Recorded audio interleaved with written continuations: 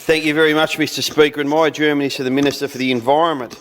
And the action that I seek is for the Minister to advise the Orbost and Marlow communities why there will be less roofed accommodation when the Cape Conran Coastal Park is rebuilt after the 2019-20 fires. And the Minister and I were recently at Cape Conran having a look at the boat ramp.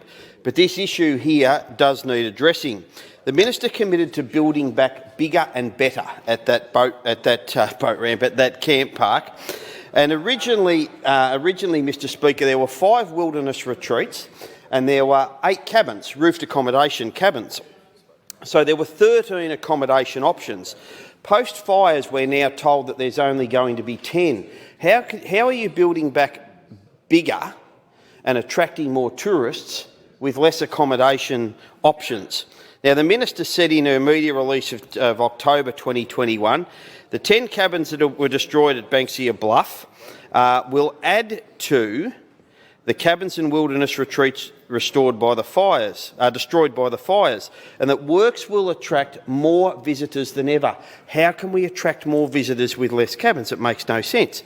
When the fires hit, all the wilderness retreats were destroyed. 3 of the 8 cabins were destroyed. There were 5 that were remaining. Now, what we were told was the cabins that were destroyed would be replaced by insurance money. That was good. 10 new cabins would be built. Now we're told there's only going to be 10 all up, and the cabins are going to be bulldozed that survived the fire because they don't meet current standards. But the large lodge is being brought up to current standards. If it can be brought up to standards, why are we bulldozing the other 3? Why can't we keep them as well?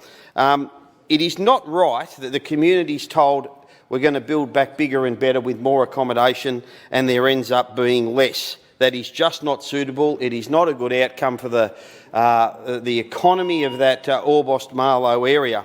Now, I want the Minister to come out now and clearly explain why there's been this reduction in roofed accommodation. And I also, while she's at it, Mr Speaker, she might like to explain why these replacement cabins are built and waiting at the factory to be delivered to Cape Conran, but there's a delay in actually delivering them. So the community wants to know the answers to a number of questions, but my adjournment specifically is to explain to that community why there's going to be less roofed accommodation at Cape Conran post-fires than there was pre-fires, because that is not what my community was promised when the Minister made this announcement.